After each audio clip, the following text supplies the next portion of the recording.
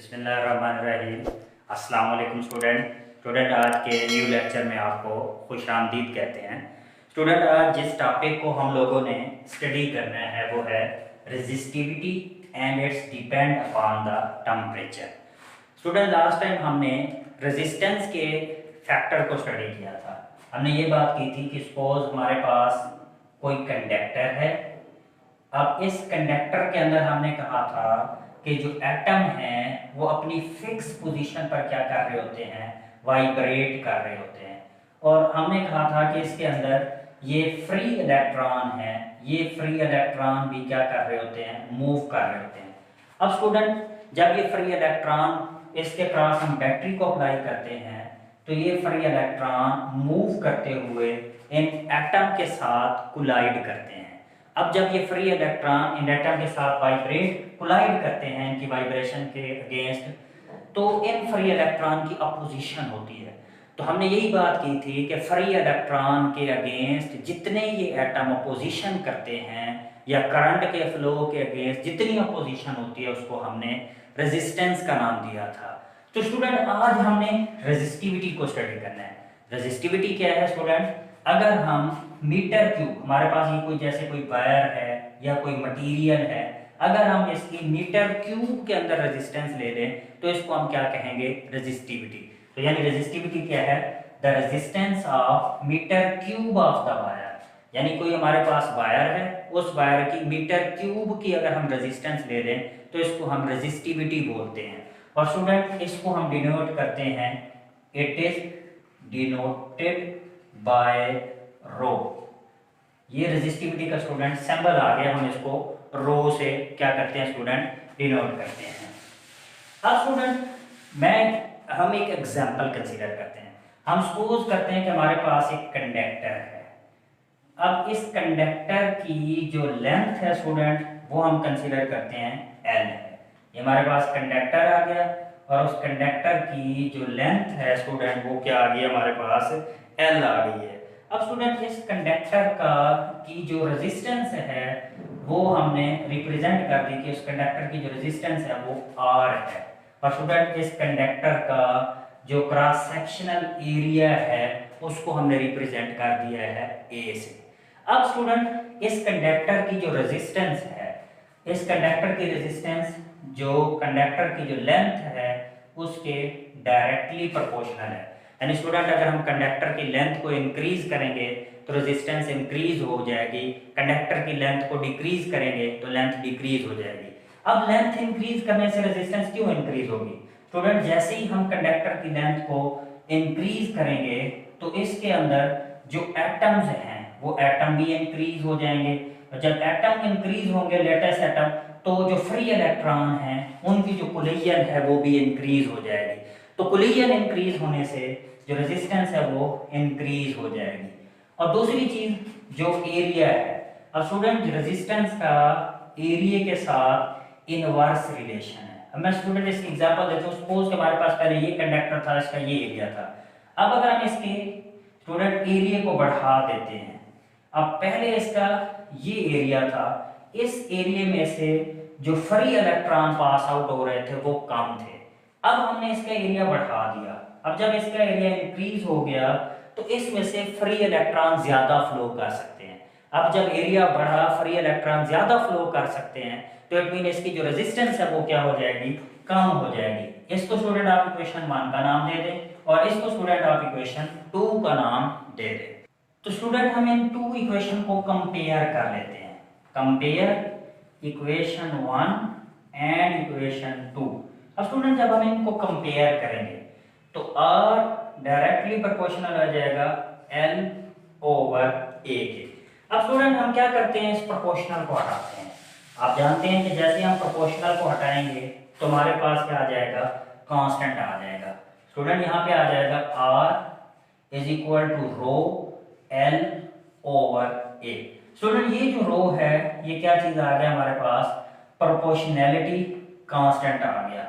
और इसी proportionality constant को हम स्टूडेंट क्या बोलते हैं, रेजिस्टिविटी बोलते हैं। तो स्टूडेंट, अगर यहां से हमने रेजिस्टिविटी फाइंड आउट करनी है तो रेजिस्टिविटी फिर किस चीज के बराबर आ जाएगी, रो। अब बाकी चीजों को इस तरफ लेके आ जाएंगे, R A over L. Rho is equal to student किस चीज के बराबर आ गया, आर ए ओवर एल। अब स्टूडेंट हम इसका यूनिट देख लेते हैं, रेजिस्टिविटी का यूनिट। स्टूडेंट रेजिस्टेंस का यूनिट हमने पढ़ा था ओम, एरिया का यूनिट हमने पढ़ा था मीटर स्क्वायर, लेंथ का यूनिट होता है मीटर। अब स्टूडेंट क्या होगा, मीटर स्क्वायर से मीटर क्या हो जाएगा, कैंसल हो जाएगा। तो हमारे पास जो रेजिस्टिविटी है उसका यूनिट क्या रह जाएगा, ओम मीटर। तो रेजिस्टिविटी का स्टूडेंट यूनिट आ गया ओम मीटर। तो यहां से स्टूडेंट रेजिस्टिविटी की एक और डेफिनेशन भी की जा सकती है। तो सेकंड डेफिनेशन हम देख लेते हैं रेजिस्टिविटी की। स्टूडेंट हमने क्या किया था, एक कंडक्टर कंसीडर किया था। ये हमने एक कंडक्टर कंसीडर किया था। इस कंडक्टर की जो लेंथ थी वो लेंथ हमने कंसीडर की थी स्टूडेंट 1 मीटर के इक्वल। लेंथ किसके इक्वल आ रही थी, 1 मीटर के इक्वल। अब स्टूडेंट इसका जो क्रॉस सेक्शनल एरिया था, क्रॉस सेक्शनल एरिया बराबर आ रहा है 1 मीटर स्क्वायर के। और इस स्टूडेंट इसकी जो रेजिस्टेंस है उसको हमने रिप्रेजेंट किया था आर से। अब स्टूडेंट अगर हम यहाँ पे इसको डिफाइन करें तो हम यूं कहेंगे कि हमारे पास कोई ऐसा कंडक्टर जिसकी जो लेंथ है वो 1 मीटर हो और उसका जो क्रॉस सेक्शनल एरिया है वो किस चीज के बराबर हो, 1 मीटर स्क्वायर के बराबर हो। तो ये उसकी किस चीज के इक्वल होगा, इसकी इस कंडक्टर की स्टूडेंट जो रेजिस्टिविटी है वो किस चीज के बराबर होगी, इसके रेजिस्टेंस के बराबर होगी। यानी क्या बात की कि कंडक्टर की लेंथ 1 मीटर हो, उसका एरिया 1 मीटर स्क्वायर हो, तो उस वक्त जो रेजिस्टेंस है वो किस चीज के बराबर होगी, रेजिस्टिविटी के क्या होगी स्टूडेंट, इक्वल होगी। या हम इसको यूं डिफाइन करेंगे, the resistance of the resistance of the wire, the resistance of the wire 1 meter cube, 1 meter cube of the wire। तो रेजिस्टिविटी को ये डेफिनेशन सेकंड आ गई कि किसी भी कंडक्टर की रेजिस्टेंस जब उसकी लेंथ 1 मीटर हो और जब उसका cross section area 1 metre square के बराबर हो, तो इसको भी स्टूडेंट हम क्या कहते होते हैं, रेजिस्टिविटी। अब स्टूडेंट हम वो फैक्टर देख लेते हैं जिनके ऊपर रेजिस्टिविटी डिपेंड करती है। तो factor upon which resistivity depend,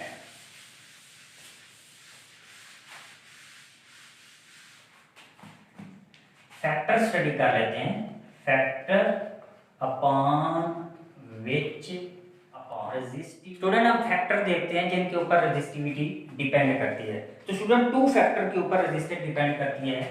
number 1 जो फैक्टर है वो है नेचर ऑफ द मटेरियल, यानी हमने किस तरह का मटेरियल लिया है, हमने सिल्वर को लिया है या हमने कॉपर को लिया है या हमने गोल्ड को लिया है।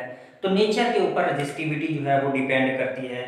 और नंबर 2 पे स्टूडेंट है टेम्परेचर ऑफ द मटेरियल, यानी फिजिकल स्टेट के ऊपर जो है टेम्परेचर डिपेंड करती है, temperature of the material.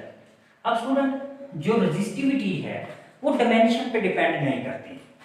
Resistivity does not depend upon the dimension of the material, यानी मटेरियल के ऊपर जो है वो डिपेंड नहीं करती।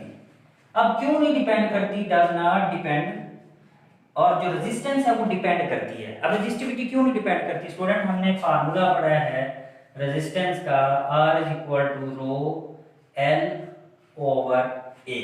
और अगर यहाँ से हम रेजिस्टिविटी को हमने फार्मूला पढ़ा है R A ओवर L। अब स्टूडेंट मैं इसको थोड़ा सा रीअरेंज करता हूँ, हम इसको यूं कर लेते हैं, rho is equal to R L into A। अब स्टूडेंट हमने ये पढ़ा था कि जब कंडक्टर की लेंथ इंक्रीज होगी तो रेजिस्टेंस भी क्या हो जाएगी, इंक्रीज हो जाएगी। अब एक चीज इंक्रीज हो रही है तो दूसरी चीज भी उसके साथ क्या हो रही है, इंक्रीज। अब देखें रेजिस्टिविटी का जो लेंथ है उसका रेजिस्टिविटी के साथ इनवर्स रिलेशन आ रहा है, यानी जब लेंथ इंक्रीज हो डिक्रीज होगी तो रेजिस्टिविटी क्या हो जाएगी, डिक्रीज हो जाएगी। तो यानी क्या रिजल्ट आया यहाँ से कि जो रेजिस्टिविटी है वो डायमेंशन पे डिपेंड नहीं करती, चाहे हम उसका एरिया चेंज कर दें चाहे हम उसकी लेंथ चेंज कर दें, तो रेजिस्टिविटी चेंज नहीं होगी, जबकि रेजिस्टेंस जो है वो डायमेंशन पे डिपेंड करती है। तो ये स्टूडेंट वो फैक्टर आ गए जिनके ऊपर रेजिस्टिविटी डिपेंड करती है। तो दो फैक्टर है जिनके ऊपर रेजिस्टिविटी डिपेंड करती है, नेचर ऑफ द मटेरियल और टेम्परेचर ऑफ द मटेरियल। जबकि जो रेजिस्टिविटी है वो जो है ना लेंथ पे डिपेंड करती है और ना ही एरिया के ऊपर डिपेंड करती है। नेक्स्ट इसके बाद स्टूडेंट हम दो और इंपॉर्टेंट फैक्टर्स को स्टडी करते हैं। नंबर 1 पे हमारे पास है कंडक्टर। कंडक्टर, अब स्टूडेंट कंडक्टर क्या चीज है? देखिए स्टूडेंट, अगर हम रेजिस्टेंस का रेसिप्रोकल ले लें तो रेजिस्टेंस के रेसिप्रोकल को हम क्या बोलते हैं? Conductor. The reciprocal of resistance is called the conductor. अब स्टूडेंट इसको हम डिनोट करते हैं G से। It is denoted by G, और इसको हम जब लिखेंगे इसका फार्मूला स्टूडेंट, तो G इज इक्वल टू क्या हो जाएगा? 1/R। अब स्टूडेंट अगर हम इसका यूनिट लिखेंगे, आपने पढ़ा है कि रेजिस्टेंस का यूनिट क्या होता है? ओम, और इसका यूनिट क्या हो जाएगा? पर ओम, और इसको हम सीमन भी स्टूडेंट कहते हैं, सीमन। तो कंडक्टर का यूनिट क्या आ गया स्टूडेंट? सीमन के इक्वल आ गया। तो नेक्स्ट इंपॉर्टेंट टर्म है स्टूडेंट कंडक्टिविटी। कंडक्टिविटी, अब स्टूडेंट अगर हम रेजिस्टिविटी का रेसिप्रोकल है, the reciprocal of resistivity is called the conductivity. और स्टूडेंट कंडक्टिविटी को हम सिग्मा से डिनोट करते हैं, और अगर हम स्टूडेंट इसका फॉर्मूला लिखें तो सिग्मा इज इक्वल टू क्या आ जाएगा? 1/ρ। अब स्टूडेंट अगर हम इसका यूनिट लिखें तो कंडक्टिविटी जो हमारे पास रेजिस्टिविटी आ रही थी, रेजिस्टिविटी का जो हमने यूनिट पढ़ा था, इसके हम इसको अपोजिट कर देंगे। तो रेजिस्टिविटी का जो हमने यूनिट पढ़ा था वो पढ़ा था ओम मीटर। अब जब हम इसको ऊपर लेके जाएंगे तो क्या हो जाएगा? ओम मीटर, और इसका क्या आ जाएगा? इनवर्स हो जाएगा, यानी पर ओम पर मीटर, या इसको हम स्टूडेंट रिप्रेजेंट करते होते हैं मोह पर मीटर से, MHO, मोह पर मीटर से भी हम इसको डिनोट करते होते हैं। तो नेक्स्ट स्टूडेंट हम क्या स्टडी करेंगे? इसका टेम्परेचर पे इफेक्ट देखेंगे, टेम्परेचर का इसके ऊपर क्या इफेक्ट होता है। तो टेम्परेचर इफेक्ट में स्टूडेंट हम सपोज करते हैं कि हमारे पास ये कोई कंडक्टर है। अब इस कंडक्टर के अंदर ये जो एटम्स हैं ये क्या कर रहे थे? वाइब्रेट कर रहे थे, इनकी लेटेस्ट वाइब्रेशन थी। अब स्टूडेंट पहले सपोज कि इनका जो टारगेटेड एरिया था, ये टारगेटेड एरिया आ रहा था, यानी इसका एम्पलीट्यूड क्या था? स्मॉल था। अब स्टूडेंट जैसे ही हम टेम्परेचर इंक्रीज करेंगे, टेम्परेचर इंक्रीज करने से इनकी जो लेटेस्ट वाइब्रेशन है स्टूडेंट वो क्या हो जाएगी? इंक्रीज हो जाएगी, यानी इनका जो टारगेटेड एरिया है स्टूडेंट, वो टारगेटेड एरिया लेटेस्ट वाइब्रेशन का क्या हो जाएगा? इंक्रीज हो जाएगा। अब जैसे ही स्टूडेंट इनका टारगेटेड एरिया इंक्रीज होगा, स्टूडेंट सपोज किया कि पहले जो इनका टारगेटेड एरिया था वो ये आ रहा था। अब जैसे हमने टेम्परेचर इंक्रीज किया, लेटेस्ट वाइब्रेशन इंक्रीज हुई, तो लेटेस्ट वाइब्रेशन स्टूडेंट इंक्रीज करने से इनका जो टारगेटेड एरिया है वो इंक्रीज होके ये हो गया। तो टारगेटेड एरिया स्टूडेंट जब लार्ज हुआ तो अब ज्यादा से ज्यादा जो फ्री इलेक्ट्रॉन है वो आपस में कोलाइड करेंगे।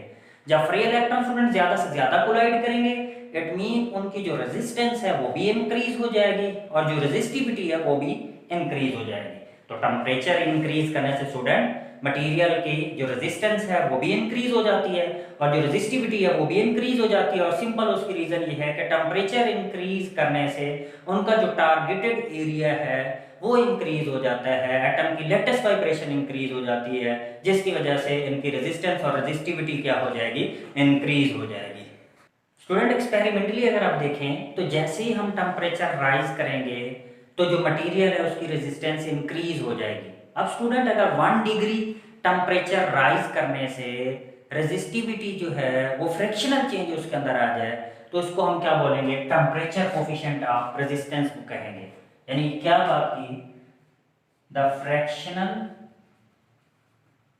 Change in resistance due to 1 Kelvin rise in temperature is called the temperature coefficient of resistance. Temperature coefficient of resistance. अब स्टूडेंट हम इसको डिनोट करते हैं, it is denoted by alpha. इसको हम स्टूडेंट अल्फा से डिनोट करते हैं। अब स्टूडेंट एक्सपेरिमेंटली अगर हम देखें कि जब टेम्परेचर 0 डिग्री हो तो उस वक्त जो रेजिस्टेंस होती है वो भी 0 होती है। यानी हम यूं कहेंगे आर नॉट क्या है, रेजिस्टेंस है किसी भी कंडक्टर की, resistance of the conductor at 0 degree. और सिमिलरली स्टूडेंट जो आर टी है वो क्या है, रेजिस्टेंस ऑफ द कंडक्टर है कौन से टेम्परेचर पर, at temperature of T degree.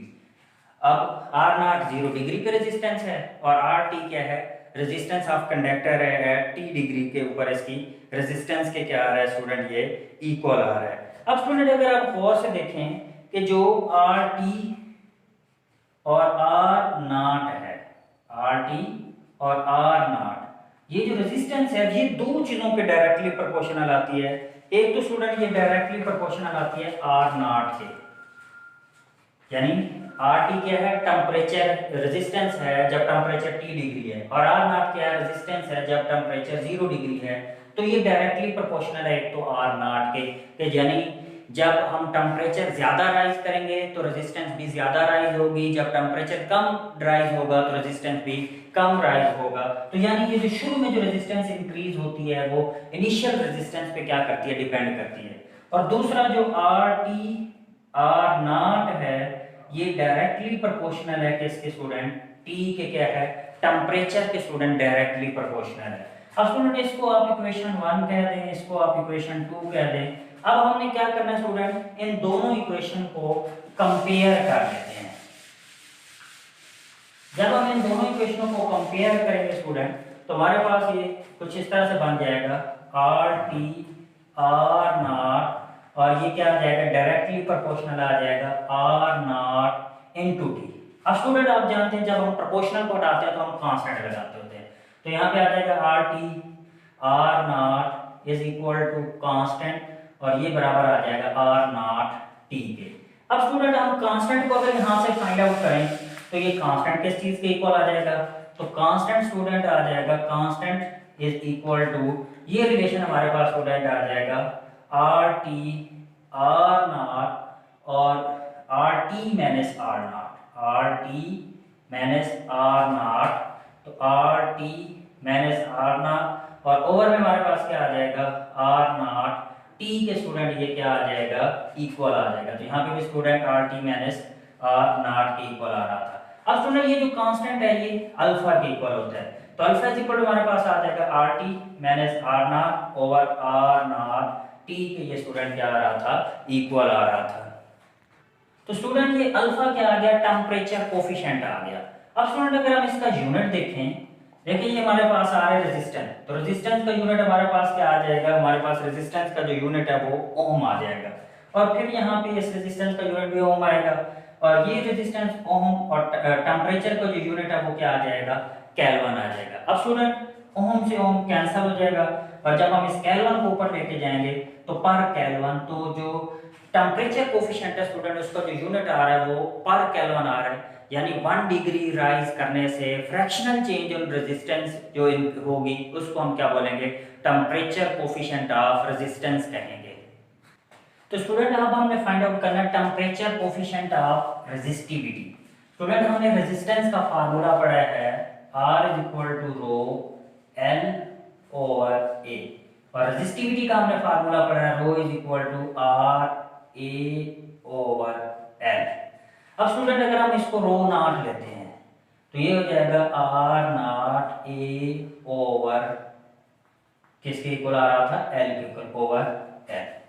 और सिमिलरली स्टूडेंट अगर हम इसको रो टी लेते हैं तो यहाँ पे जो रेजिस्टेंस है वो आ जाएगी R T over A divided by क्या आ जाएगा, एल आ जाएगा। तो ये हमारे पास किसकी वैल्यू आ गई, रो टी की वैल्यू आ गई।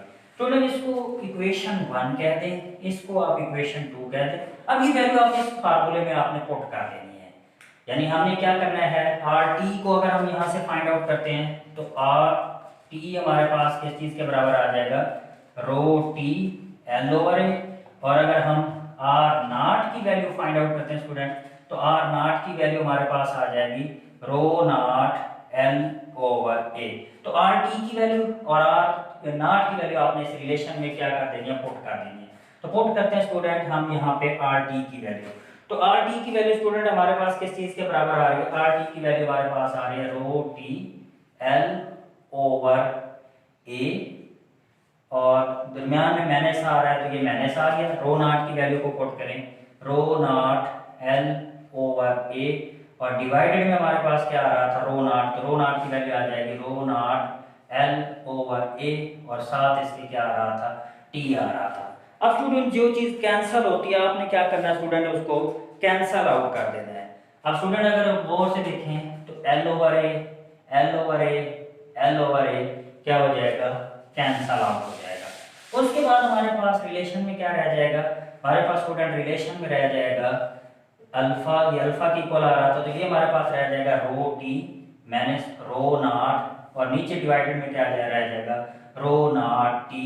तो इस तरह हमने क्या कर लेना है, टेम्परेचर कोफिशिएंट ऑफ रेजिस्टिविटी भी फाइंड आउट कर लेना है। अगर आप इसको डिफाइन करेंगे तो यूं डिफाइन करेंगे, if the temperature of 1 kelvin is rise and fractional change in resistivity is called the temperature coefficient of the resistivity। यानी स्टूडेंट हमने 1 केल्विन टेम्परेचर को क्या करना है, राइज करवाना है, और उससे जो रेजिस्टिविटी है उसमें क्या चेंज है, फ्रैक्शनल चेंज है, तो इसको हम क्या बोलेंगे, temperature of coefficient of resistivity इसको कहेंगे। तो स्टूडेंट अब हमने स्टडी करना है types of temperature of coefficient. Student ये जो टेम्परेचर ऑफ कोफिशिएंट है इसकी 2 टाइप्स है। एक को हम स्टूडेंट बोलते हैं पीटीसी।